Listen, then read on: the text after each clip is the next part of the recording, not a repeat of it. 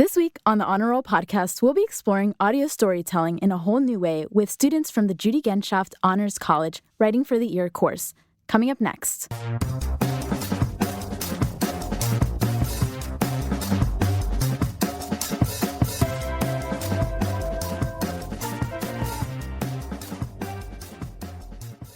Hey Honors Bulls, welcome to the Honor Roll podcast, the flagship podcast of the Judy Genshaft Honors College Podcast Network. I am your host, Fabiana Requena, a second-year student studying marketing and business analytics at the University of South Florida and a member of the Honors College. Today, my co-host is Caroline Merriman, a third-year student studying English and biology. How's it going, Caroline? Hi, I'm doing so great. Thank you for having me back on the podcast today. Of course. And as always, we like to start off the podcast with one big question. So my question this week is, what is the greatest challenge of hosting a podcast? I think the biggest challenge is also the best part of being on and hosting a podcast is that you cannot control the story. You can have a scope and questions going in, but you never know what's going to arise from an organic conversation, which, while that can be really stressful and sometimes a little bit finicky to navigate in the moment, it's also the part that is the most amazing because you learn so many things about people and you kind of uncover these truths that you weren't expecting. So it is really fun at the same time. No, I definitely agree that it can be super spontaneous. And another struggle that I face is that you have to be constantly on your feet. So you have to be synthesizing what your guests are talking about, but also at the same time be thinking, what's the next question I'm going to ask? How do I provide an insightful response? And so on. Yeah, and I think it does train you, though, to be really empathetic and to be a great listener. So I've definitely gained so many great skills at the same time, and it's been really fun to learn how to relate to people better. On that note, we have a special episode today on the podcast, which features student stories from a course called Writing for the Ear. Stay tuned.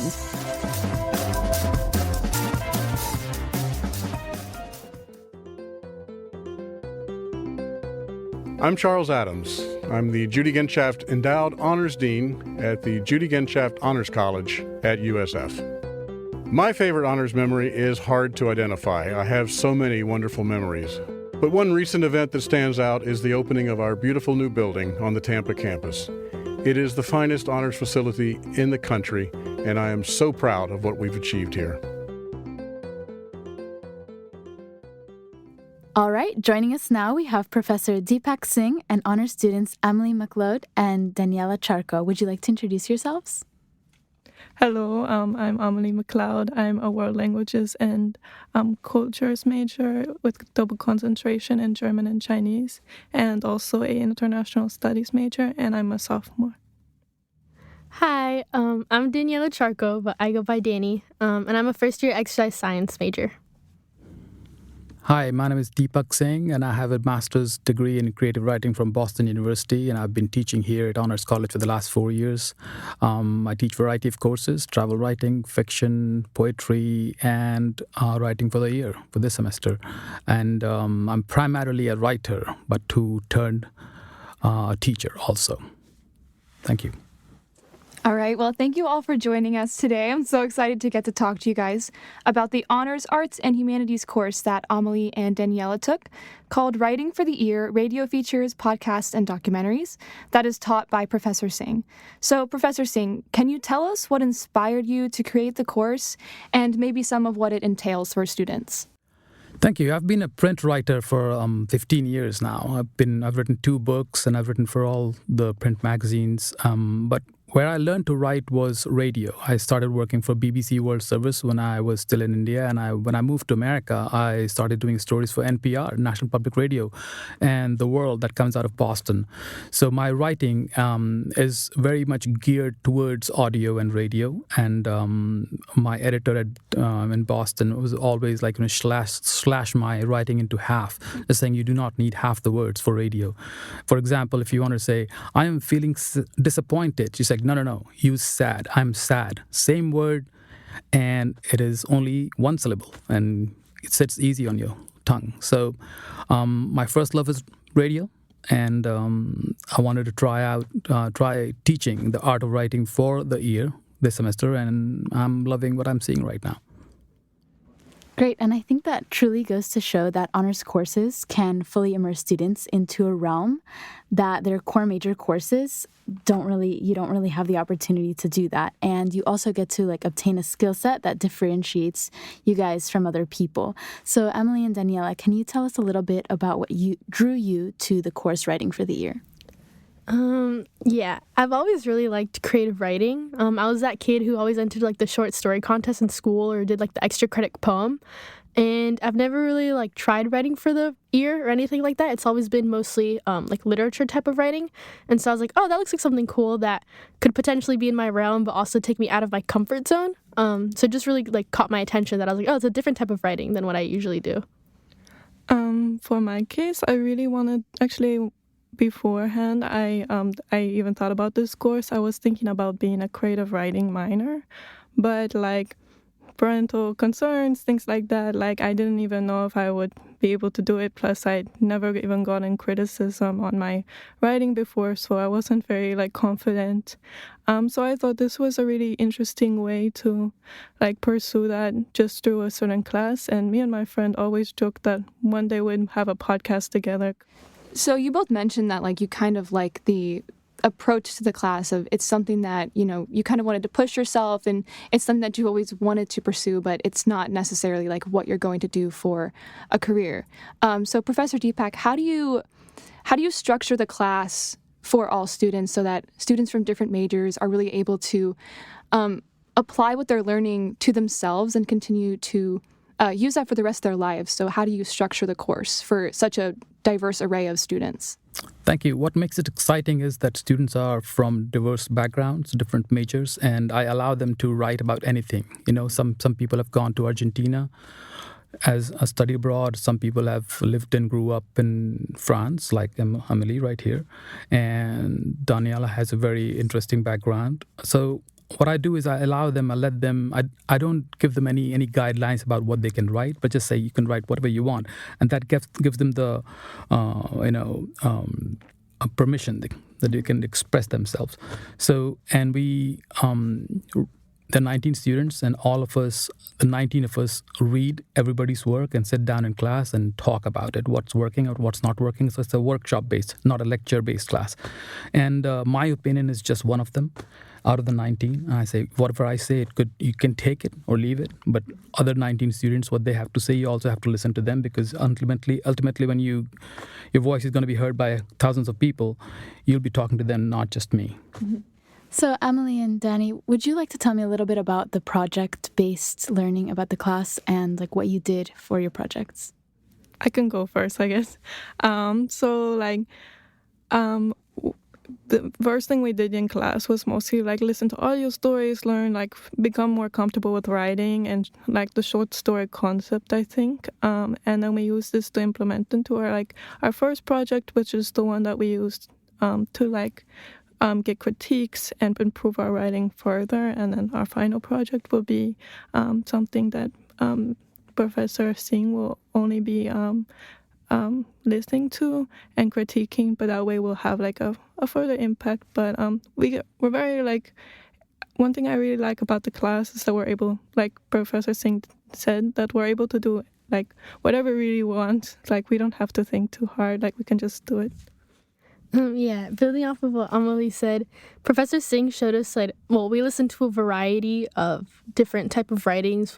The listening of the writings in class, different styles, different techniques that people use to kind of give us inspiration and show us this is something you could do. This is something you could do. You could take from both of these and try something completely new.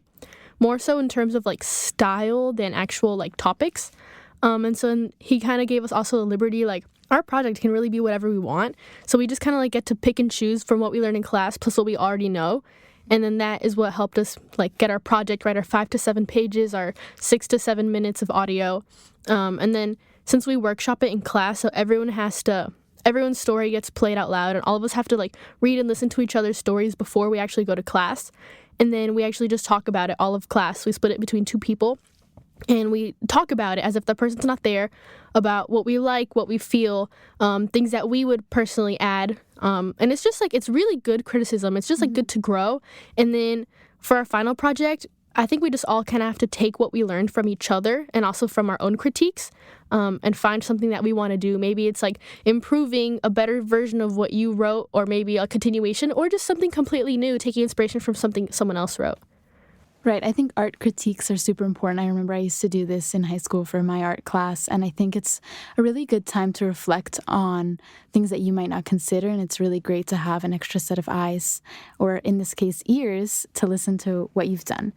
So I'd like to move on to the stories that you all created. Amelie, I'd like to start with you. Can you tell us a little bit about how you developed the story, and what were your inspirations, and overall what your artistic process was like in this piece of writing? Yes, of course. So this is like a personal story.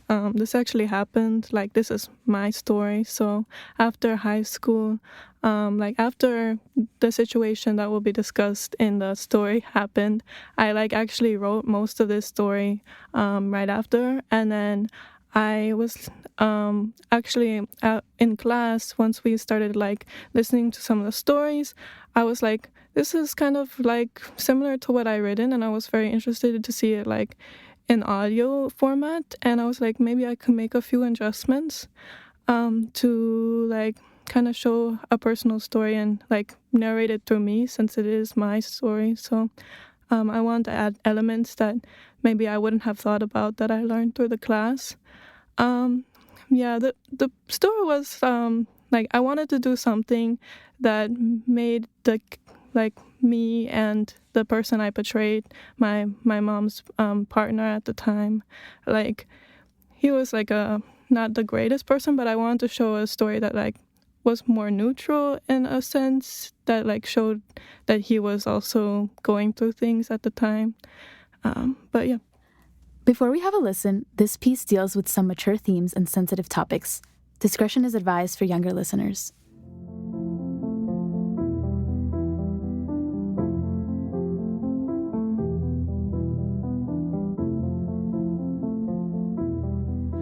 My mother was in a relationship with a man who began to develop Alzheimer's while I was in high school.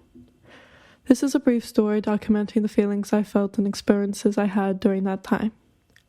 Un ange passe, a rather beautiful saying, it refers to an awkward silence, a brief pause in the conversation, and translates literally to an angel is passing. But in most instances, it is said with the tone of a question. Is an angel passing? You see, the dinner table was not a joyous place. By then, it was only my mother, him, and I.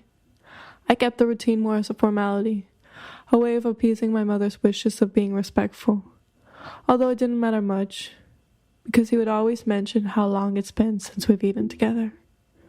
My mother would usually correct him, telling him I sat here every day. He would then stare confused for a few seconds, and then remark how it was simply a joke. After the normal introduction was done, the silence began. I became an expert at knowing which flowers rotted the fastest. Hydrangeas in particular were so quick to start. Each tiny petal curled into itself, trying to rummage for the last bit of life it had. Then the angels would start rushing in. It was a particularly long dinner, and I hadn't mustered an excuse to leave the table. He would repeat the phrase at least 3 times. If it was a usual dinner, we heard it twice. The first time, my mother would remind him how he had always said that. The second time, there would be no words except for those my mother and I exchanged through our glances. If there was a third time, my mother would leave the table using my brother as an excuse, or maybe the TV being too loud. If this happened, I would quickly grab my water, drinking ever so slowly, to make sure no word was exchanged before my mother returned. In those seconds she was gone, I felt that if a single breath was whispered, the world would drop, and only a scream would be there, a long, droning kind of scream. You see, dinner was a grueling experience.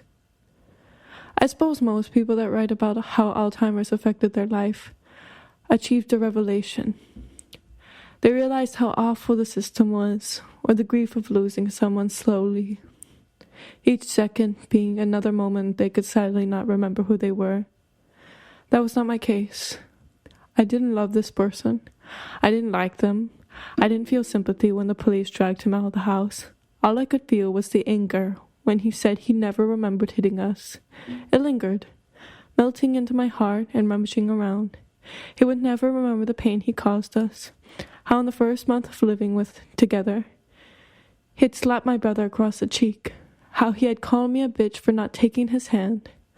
How he pushed me into the wall after I told him to leave my brother alone. How each dinner I would hope that he rotted away as quickly as the hydrangeas. No, it was all gone. All taken from me. It was left with the words, "It's not his fault, it's the illness."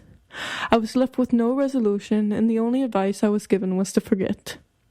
If only forgetting was as easy for me as it was for him. Oftentimes I would ask my mother why she continued. Why to the last minute, even when I thought he was finally gone from our lives, she would still buy him a game of solitaire. She would tell me it was human. Was I not human? I shed no tears for him. I was thrilled at his disappearance, nervous only at the thought of him having to return. When I would hear how much he wanted to kill himself, I would almost wait, anticipately. I suppose if he was considered sane, others would hate me less if I thought that way. They would understand why I had so little empathy for him. However, he was ill, so it was all different. His Alzheimer's changed everything. You see, you never really know if they're there. By the time he was at the hospital, he had convinced himself he worked there. Even after the countless times that my mother warned him she would never see him again if he escaped, he escaped. They're confused by everything and anyone. Sometimes when I was gone at school, he would wander in and out of my room, as if the room had magically appeared, and he was a detective trying to solve the mystery of it. He was constantly there, begging for an interaction to validate his existence. When he didn't, he got mad. I guess you could with. Alzheimer's is a long disease. You see them run. However, they don't run fast. Even if one day you finally think it's over with and it's time to send them somewhere, the next day a little part of them could seem there, and that stops you from finally sending them away. At times it's never-ending, almost annoying. At then, you're left with the years wasted waiting for them to finally bend too far into themselves, to finally rot too much to the point you can't stand. By that time, my mother had already started to break as well. You see, Alzheimer's is more like an insect that slowly eats away all the flowers in the pot. It stays at one plant for a while, eating away until there's almost nothing left, then goes to the next closest. Alzheimer's teaches you that a quick death is the best one can have, and that a human can only handle so much until you start to break. In the beginning, it was only subtle complaints by my mother. By the end, she would openly embarrass him in front of others, telling him he had already said that. I didn't care much, though. I simply observed because once you start to care, by the end you want to scream. It's similar to how some talk louder to a deaf person as if they'll hear. You have some irrational hope that the louder you speak, the better chance it'll finally hit them, that it'll stay forever instead of just a moment. You want them to understand because you care, and you care too much. He wasn't the only one. My mother had Alzheimer's, but she's far away, and we've never been close. Just recently, I met a new employee at my work, a sweet old woman who tried her very best. My best friend's grandmother died from Alzheimer's, and a friend from school had her father die from it. However, it seemed so simple for them. They all agreed for them as they saw them decompose, or they were too far away to truly process any grief. Too far away to know how each day becomes a monotonous blend of days. How memories start to shift so far that you yourself feel like it could be any year or day. Or they loved them, and they were loved back. Then you would watch as they slowly pulled into themselves, finally not even attempting to speak. It's a subconscious thing, maybe little bit mystical. Even when memories seem to have disappeared, it's as if deep inside them, there's a reflex that tells them whether or not it's okay to burst in front of someone. You might think it's a little sad, but in my mind it's sweet, almost like they have used the distance of language as a way of making it easier for them to avoid them. Whether it's real choice or not, That drastic change makes it much easier for you to realize they are about to go. When I think of this beautiful goodbye, I'm left envious. Envious that my last memory of him can't be that. Instead, my last memory of him was an angry slam of the door, which I would later learn was his reaction after trying to punch my mother. When my mother and I returned home, after the police had gone and taken him away, we stood there in the living room for a little. The hydrangeas had finally gone too far into themselves. Even more so, it was silent. An almost awkward silence. In this moment, even though we knew he should be gone, we stood there expecting someone to say, "Un ange passe."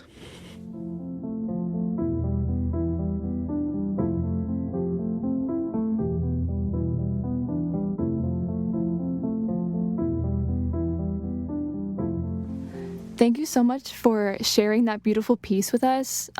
It's really powerful to hear as a listener, to get to hear such a raw story that you also presented so beautifully. It was very lyrical and you used so much intonation, and it just really enriched the story for me.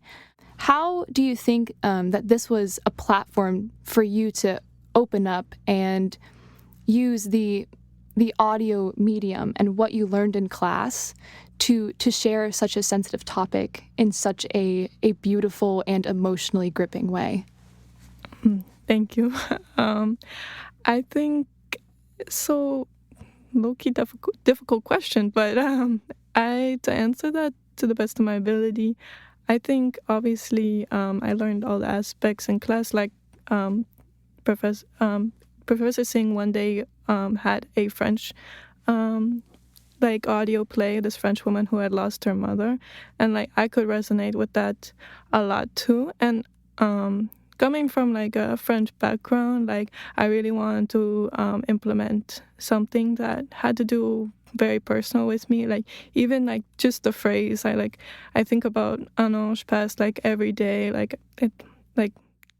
I don't know a lot of young people terms in French because I mostly grew up here around my mom and around people that were older. So I never really grew up with slang terms. So I wanted to present that version of myself through that. And the pauses were intentional, but also they just came naturally to me because I can struggle to speak sometimes. So it seems like this kind of gave you the opportunity to explore your own identity and upbringing because you were able to connect with a piece that, with someone who you resonated with, you were able to identify with where they were coming from as well. So what was it like to be able to present this version of yourself to your class during workshop? How did it feel to be able to kind of create that community with your story of maybe these people are seeing a different side of Amelie? Terrifying in one word. I was really nervous. If you actually saw me during the class, I was probably mostly on my phone playing a piffle game in order to calm myself down. I'm more a funny, I try to think of myself as funny, but I am not someone who likes to cry. I don't like to cry in front of people, be emotional in front of people. That's why writing for me is very much a cathartic release, or even drawing. All those things, they're things I wouldn't normally do with everyday people. So to have I don't know, all these other people in the class, they look at you critiquing, and then you're supposed to be invisible. I was wow. It was definitely it was a emotional experience, I guess. I was very much, I had to make light of the situation in order for me to get through it. But definitely nerve-wracking. But yeah. Thank you for sharing that. And one thing that I wanted to touch on was the hydrangea motif that you implemented in your story. Can you tell us a little bit about why you chose that and what relevance it has to you? Yeah, so my mom actually did. Every week she would change the flowers. She always had fresh flowers. I don't know if that's a cultural thing. My mom just also loves appearances. She loves beautiful things. So I did always see different flowers being at the table. I come from a very I grew up very, like, where manners were very important. So, like, even things like how you set the table were very much, like, implemented in my life all the time.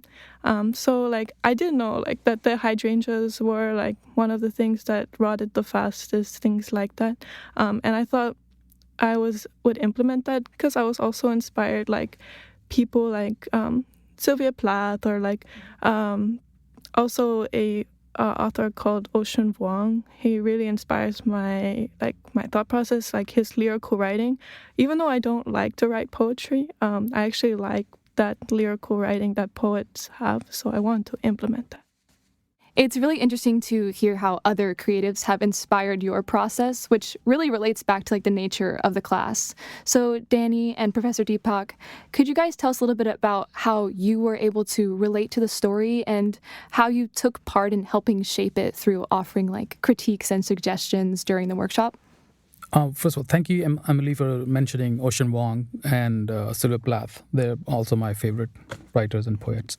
So I would answer Fabian's question about how she was able to tell such a difficult story, because that's my purpose in class, to make people and students comfortable about being able to share the most uncomfortable topics, and they can feel safe and not be worried about how people are going to judge or react. Because students have been very, very supportive, and they give constructive feedback, and the students can feel, I'm okay, I'm in a good place to share. This is one of the deepest, a very difficult topic. When somebody brings a very personal story to class, I already give a small intro in the very beginning of the workshop. Like, nobody's gonna give a negative feedback. Very supportive, so students, they can feel comfortable. And I could relate to a lot of things that she was saying, and I was thinking, even others can get inspired by her story. And the idea is to not only learn about writing for the year or writing in general, but also learning a little bit about Emily. She's sharing a whole a different aspect of her life, which she wouldn't do it otherwise. So it's learning about Danny's story, learning about somebody else's story. So you're not only learning about how to write for the year or write craft in general, but also learning about the person. So that makes the class even more interesting. It's like a community, small community. Everybody knows a little bit about themselves, and they can remember. I can remember hydrangeas. I can remember Danny's story very well. I actually, seems like I have got to know Danny a little bit better, Emily a little bit better, and other students. So that's my experience anyway. Danny, you go. Sorry. Oh, good. I actually, the first time that I read and listened to her story, I was sitting in my dorm, and I was like, wow, I cannot believe that's how that's what I'm thinking right now. It was very emotionally impactful, and a lot of people share, and we'll get to my story later. It was slightly, very slightly emotional, and other people's hadn't been as emotional as hers, and I was just wow, I was just so overcome by everything that she said. I think she just said everything so beautifully, and I think something I said during the workshop was that she took such a horrible circumstance and wrote it with such beautiful words to portray it. And I think it's really cool, the ability to be able to listen to each other like that, because it's wow, everyone in the class is so talented, but specifically Amelie, I absolutely loved what she wrote, what she said. I literally just sat there in disbelief the first time, and then I had to read it twice, and I was wow, to really take it in. And so it's really cool to be able to listen like that and learn like that. And then when we're in class and we're having the discussions, and Professor Singh is he's starting the discussions, he's posing the questions, and everyone just kind of contributes, and everyone was just as taken aback and in awe of what she said as I was. And so I think it's just, I love that we have that in the class. And it was especially, I think that's definitely been the most emotional and mature piece, and everyone just was wow about it. Thank you. Now, Daniela, you took a slightly different approach for your story. How did you find inspiration for your story, and what was your artistic process like as well? So I've basically been dancing since I was 2 or 3. It's what I've been doing my entire life. And then I started competing with dance in middle school, and I kept going until I graduated. So graduating was not only the time where I moved from high school to college, moved away from my house, but I was leaving everything I've ever known. I've practically lived at my dance studio. I was there every single day. except for Sundays. And I was just, even when I had free time, I would go back and practice, and it's like, it's all I had ever known. And so when I saw the assignment, Professor Singh was like, okay, 5 to 7 pages, like anything. And I was like, wow, because all of last year, like my entire senior year, I was thinking about like, how can I possibly say goodbye to something that I like love so much? Because I knew in college, I've had like a lot of injuries. I was like, I know I can't keep up at the same level. And my body needed a little bit of a break, which I've been on now. And so it's like, I really don't, like, I never felt ready to say goodbye. And I had like my last recital, my last nationals, all my last competitions. And I still felt like I couldn't like fully close that chapter. So then for me, this was like my little kind of goodbye in a way. It's like I got to like reminisce about it. And I kind of just got like a slight bit of closure, I guess, that I needed. Dance has been like a relationship that I've had my entire life. And so, all relationships have their ups and downs, and every relationship needs its closure. So I had that. I'm glad that this experience and this course was able to bring you a little bit of healing to something that I think a lot of students face, especially when they are, going into college and they might not be able to practice something like dance or sports like they used to. So let's have a listen to yours.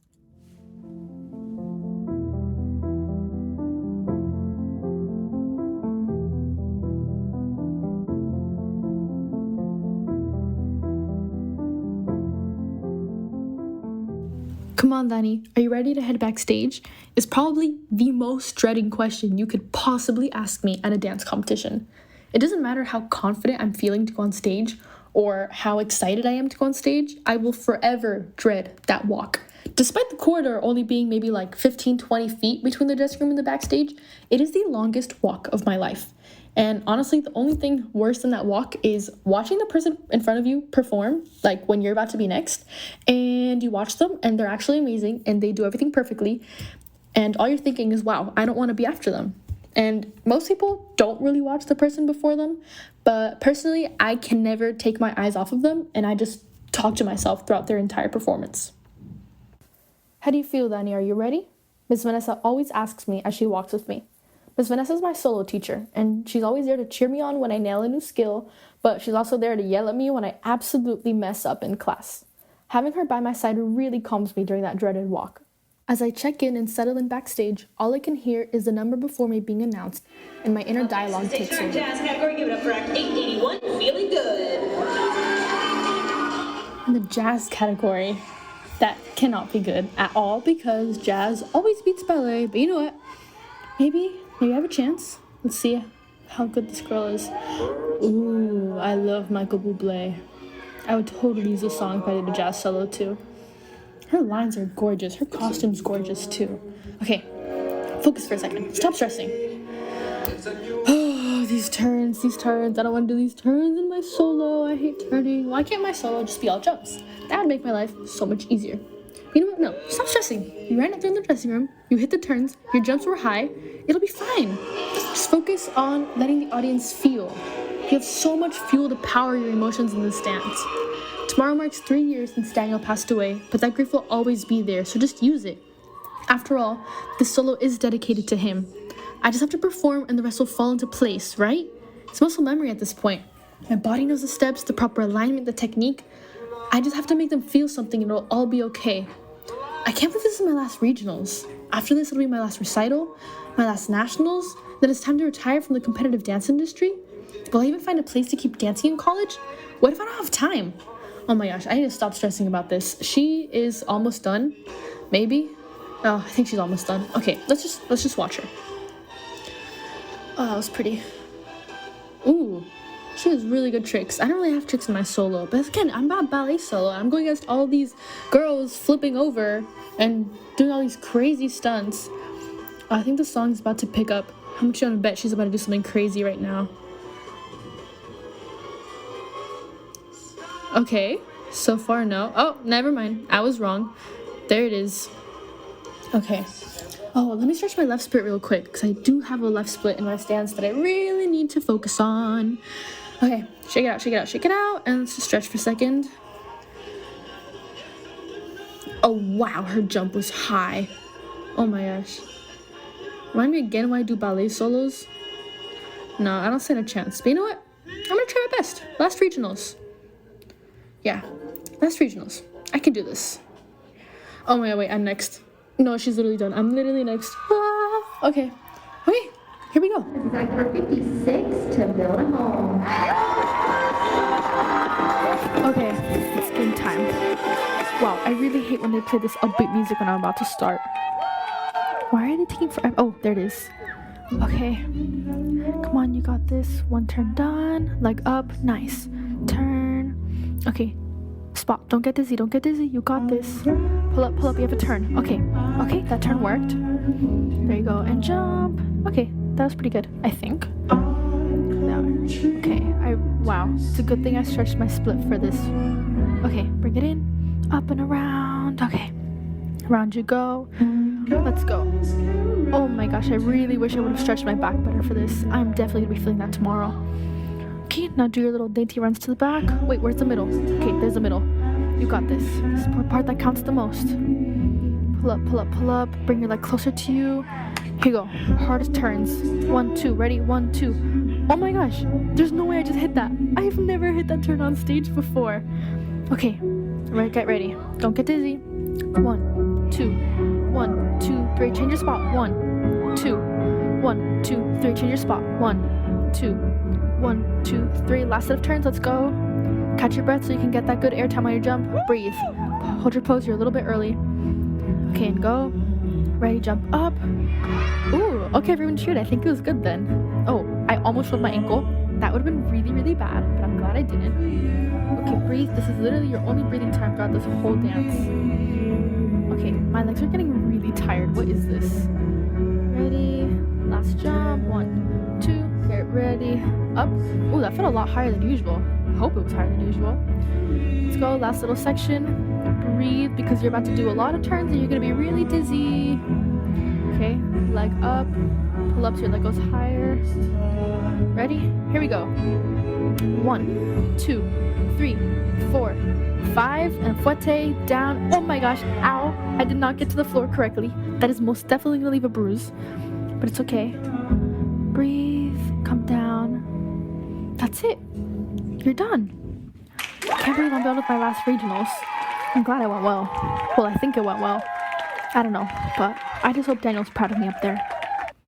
Immediately after my performance, Ms. Vanessa and I had to sprint back to the dressing room so I could grab my warm suit since awards were starting. Ms. Vanessa was telling me on the way how proud she was of me, and she told me that I had never looked that good on stage. At that moment, I felt like I had accomplished everything I'd been working so hard for all season. And as I made my way back to the dressing room, my mom and teachers were there waiting for me, all either crying or cheering me on, and I don't think I've ever felt happier about a performance than I did in that moment. All my teachers told me that my performance was a great end to my season, and all my teammates told me that they can't imagine what next year's going to be like without me. So fast forward, we're now at awards and we're sitting, and usually I'm just like either playing like Heyday or Helix Jump or one of those games on my phone because awards usually take forever, like at least an hour. But since they were just doing like awards per session, it was a short session, I just decided to tune in and pay attention. They started announcing like 10th through 6th place, and one of my teammates placed 7th. So at this point, I was like, okay, maybe I made it to the top 5. And then my other teammate got 4th place. So now it was either top 3 or nothing because they were the only 2 I was competing against. And I usually did either as well as they did or better. So then they announced 3rd and 2nd place, and my name did not get called. So at this point, I am just so sad because I thought I went out with a bang. And I was like, okay, so I didn't even make the top 10. That's depressing. When all of a sudden... And your senior solo Rising Star champion, receiving a score of 290, taking home a $100 cash prize. It's at number 158 to build a home. There's no way. Like, there's actually no way. That was the only thought spinning through my mind as I stood up to receive my pin and trophy. I could hear my teammates practically howling as I stood on the front line and received my awards. It had never even crossed my mind that I would win my last regionals with that ballet solo because it hadn't won all season, so I was really surprised to hear my solo name being called for 1st place. The fact that I won on the eve of Daniel's passing anniversary made that all the more special to me because it's really all for him. There was truly no better way for me to end my senior season.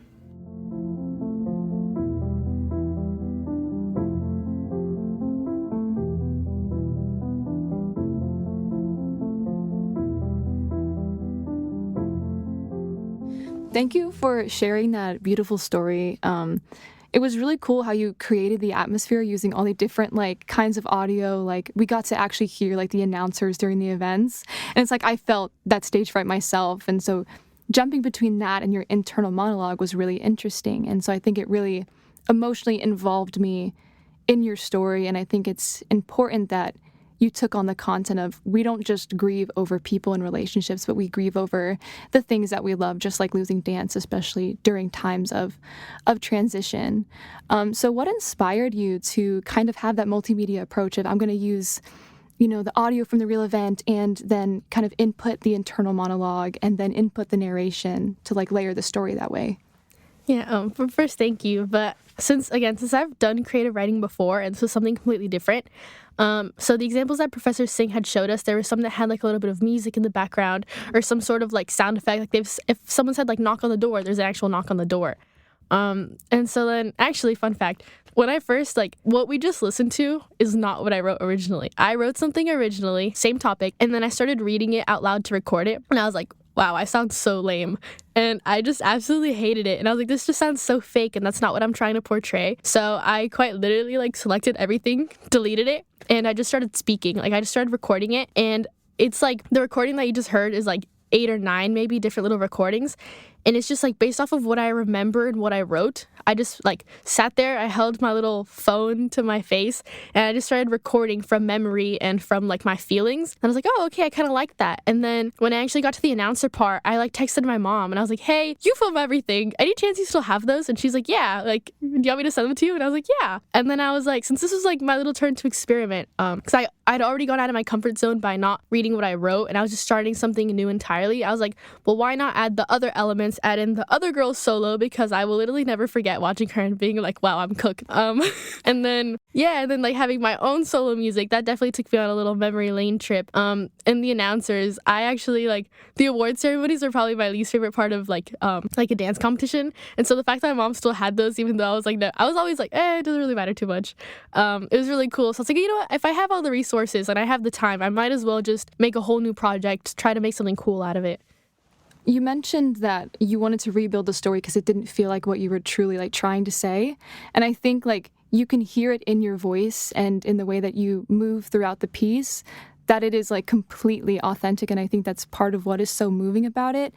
What did it feel like to kind of construct and deconstruct and reconstruct that story until you got to what you felt like was your truth? And maybe how did that open your eyes to your own reality, but also the power of storytelling? Yeah, it was definitely a new experience just because I've never, I always, revise my essays, but it's just kind of I like it, I'll turn it in. And I was always like that with my writing, but when I was, listening back to myself, I was like, this isn't, I feel so much. What I wrote was, I try to put, my heart and soul into it, and I'm, saying it, and I was like, this just doesn't sound like what I feel. And so I actually, you can't hear it because I put it in my headphones, but I was watching my solo video from that, and I was just recounting, when I'm narrating and I'm telling about I almost fell, I'm so glad I did it. It's because I remember that exact moment during that exact step of what I was watching, that's what I was feeling. And so it was just honestly a very different experience. I feel like I just put myself back into that place where I was. I obviously think about my dance days and how much they mean to me, but I never put myself in that position. I never go back and watch my old dance videos too much. So it was the first time, and while I've been in college, that I sat there and I put on my video and I was like, wow, that was really my life. I like the stylistic approach that you took to your story, where we were inside your head and we felt like we were in the moment with you, because that's not typically something you see in this kind of in this setting. And the last question I kind of wanted to throw your way about your piece was, how did you decide to kind of marry the narrative of grieving over the end of this dance career that you've loved so much, and also grieving over the loss of a person, and bringing those two things together to be this triumphant moment to yourself, to make yourself proud, but to make the people that you love proud? Yeah, so my senior solo was completely inspired by a friend that I unfortunately lost my freshman year of high school. And all throughout high school, I to this day, I still think about him almost every day. I have dreams where he's still there and I wake up and I'm like, oh, he's not. And so my senior solo really wouldn't exist without him, without my love and care for him and my memories of him. In my studio, seniors get to pick their solo song and their solo theme, because usually it's picked by teachers. And To Build a Home, the song that I used, was a song that my teacher used the weekend that he passed away to do a kind of little memory thing to him. She knew he was my friend. Everyone in Miami heard about the accident, and so it just kind of went everywhere. And that's just a song that, like, I would just always listen to when I was thinking of him. So then when I got to pick my senior solo song, I was like, I'm saying goodbye to dance, and there's no way I can, like, say goodbye to dance. And it's like I've always had this in my heart for him. So I just combined the two, and I was like, everyone's senior solo tends to be their most emotional. And so I just wanted to draw from a place that emotion just flowed. And so in my teacher, Ms. Vanessa, she gave me a little bit of, like, creative, like, liberty, like, do you like this, do you like that? And we just kind of built my solo upon, like, stages of grief and tied those two things together. So it was, like, my goodbye to dance, but it was also just, like, me honoring my friend who, I really miss. So it's, like, it intertwined. Great. And tying that together, Emily and Danny, what do you feel were the most valuable skills that you gained from being in this course? I can go first. I think confidence was something I really gained from this course. Overall, I would never have expected I was going to be in this chair, like, talking to you guys, or, like, even getting the praise I did. And just to, like, it's inspired me to write so much more, like, something I would have probably never done if I hadn't had the course, because I felt like it was something that I only did if I really had no outlet. So now I'm doing it more in, like, a happy space that I wouldn't have done. Yeah, I definitely read confidence. But for me, it would more so be confidence to share. Because as I've said, like, I've taken a lot of, like, writing classes. But when it came to, like, when we got, like, the liberty to do more emotional pieces, I would kind of, like, stay away from them, or I would do them only in times when only my teacher was a person who would, like, look at them and read them. So I feel like this class has definitely given me a lot of confidence and I think, like, self-reassurance to be able to share and feel like, okay, what I write isn't going to be judged. And then also the ability to, like, listen to feedback and be able to give feedback on other people while it's still being, like, a comfortable environment. So I think I've just definitely learned to, like, feel comfortable with my writing and with my sharing and receiving feedback.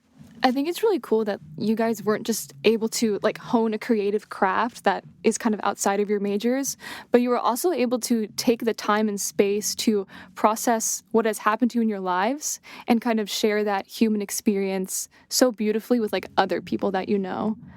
So Professor Deepak, how do you hope that your students take what they've learned in class? How do you hope that that affects how they move throughout their lives once they've kind of left your classroom? Thank you. I think I've given them a little bit of a taste of what it is like to tell their story for the audio, and maybe they will go on to become, famous radio journalists for NPR. Maybe they'll create their own podcast, and as they said that they didn't know that they could do this. So, the sky's the limit. I mean, who knows? You might hear Danny on NPR's All Things Considered in 2 years, or Emily might be on some other famous radio station in France, or maybe in New York City. Who knows? Well, it was truly a pleasure to hear all of your stories, and thank you guys for coming in today and being open and honest with us and telling us about all of your experiences. And Professor Deepak, thank you for curating such a wonderful course for all of our honor students to build a community within and to be a part of. And that is going to be all the time that we have today. Thank you everyone for listening. Thank you. Thank you.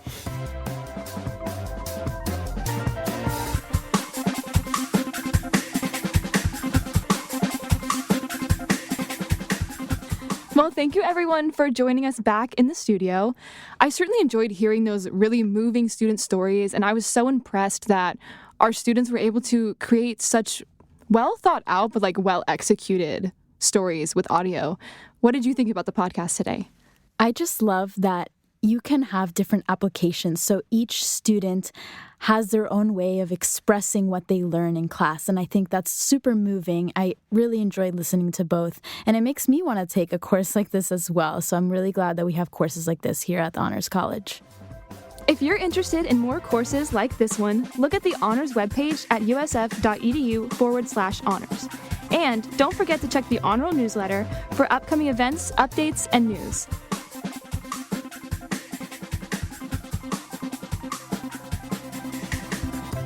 That will do it for this week's episode. The Honor Roll podcast is recorded in the Judy Genschaft Honors College at the University of South Florida Tampa campus. Production assistance is provided by honor student Abby Malloy and Professor Adam Davidson. Thank you all so much for listening. Please do not forget to rate and review our podcast. We really appreciate your feedback. Tune in next week for more stories from the Judy Genschaft Honors College. Until next time, go Bulls!